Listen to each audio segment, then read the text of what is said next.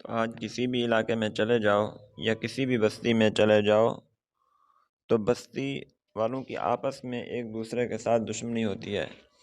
ایک دوسرے کا اکرام ہی نہیں کرتے، ایک دوسرے کے ساتھ بولتے ہی نہیں، جبکہ ہماری شریعت جو ہے وہ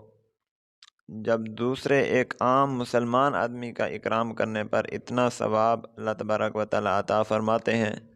تو ایک رشتہ دار کا اکرام کرنے پر کتنا ثواب ملے گا۔ رسول پاک صلی اللہ علیہ وسلم کی سیرت اگر ہم پڑھیں تو ہمیں معلوم ہوگا کہ آپ صلی اللہ علیہ وسلم اپنے صحابہ کا کس طرح اکرام فرماتے تھے، اپنے ساتھیوں کا کس طرح اکرام فرماتے تھے،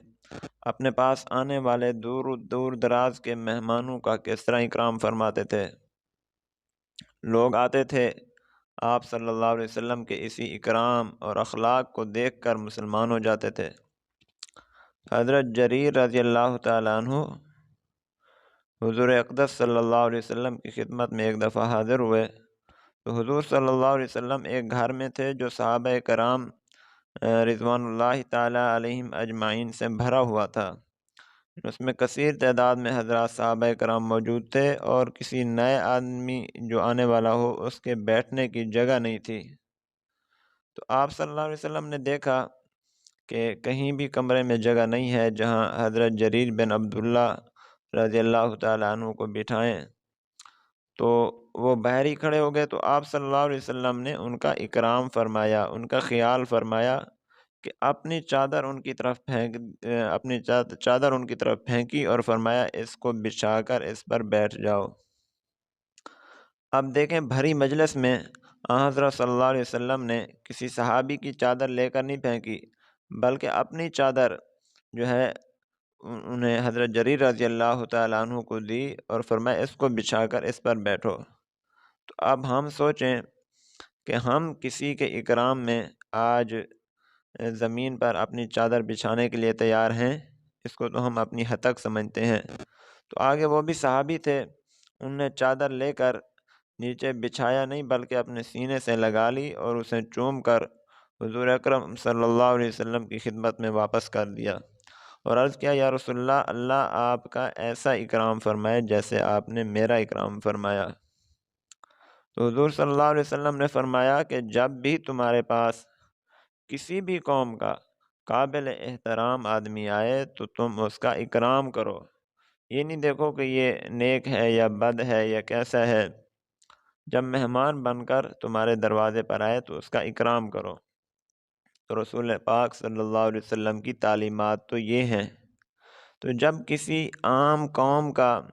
آدمی آئے تو اس کا اکرام کرنے کا آپ صلی اللہ علیہ وسلم جب حکم فرما رہے ہیں